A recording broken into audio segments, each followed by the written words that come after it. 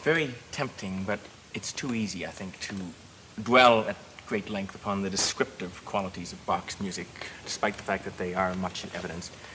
Ever since the great Bach revivals of the late 19th century, an incredible amount of effort and misplaced scholarship has been applied in dissecting the dramatic connotations of almost every instrumental and vocal motif which occurs more than once in his work. In fact, in the most active years of Bach research at the beginning of our century, his cantatas and his passion music were subject to much the same sort of microscopic analysis as was the leitmotif technique of Wagner's Ring Cycle.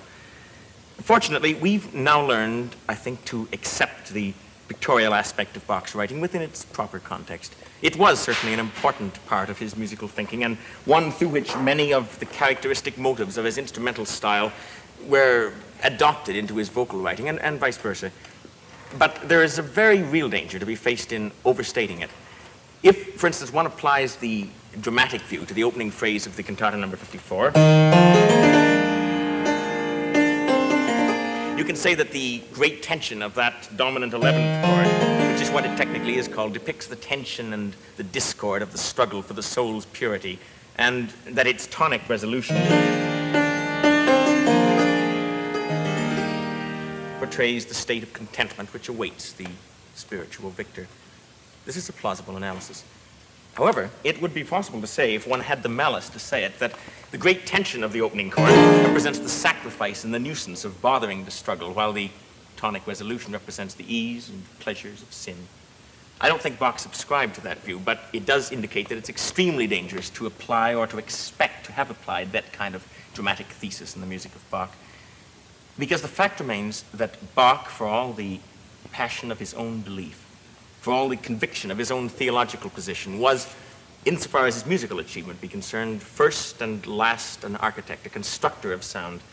And what makes him so inestimably valuable to us is that he was, beyond a doubt, the greatest architect of sound who ever lived. Bach's music provides us with the grand summation of all the techniques practiced by the great masters of North European music since the early Renaissance. He stands at the very end of a long line of German and Dutch and Flemish masters who tried to create harmonic vitality out of what must surely at one time have seemed the shrunken limits of major-minor tonality, which began in the early 17th century.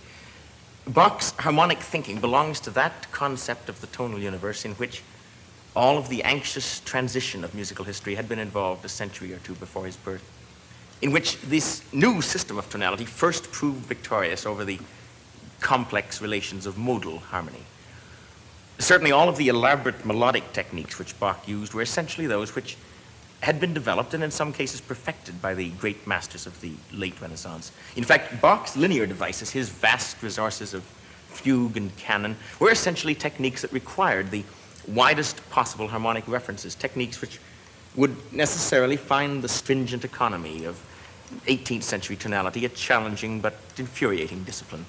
And one of the qualities which gives Bach's work its extraordinary poignancy is the fact that we can practically see him struggling to restrain the limits of his incredible linear imagination in order to fit and even to save the disciplining harmonic progressions of tonality.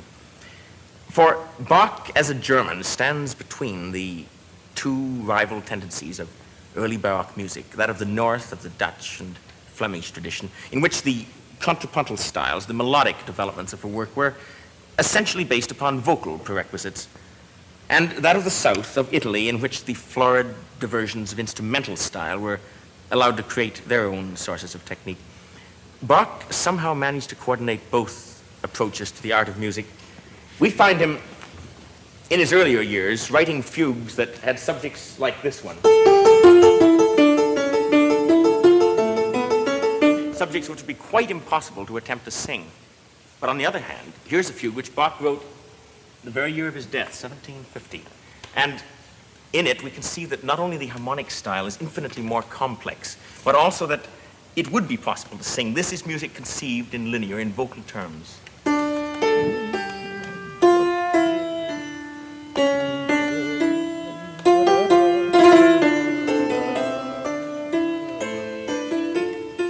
In fact, all of the tendencies which were rapidly crystallizing in the musical art of Bach's time were the exact opposite of that which is represented by that example and by this one, this glorious example from the art of the fugue.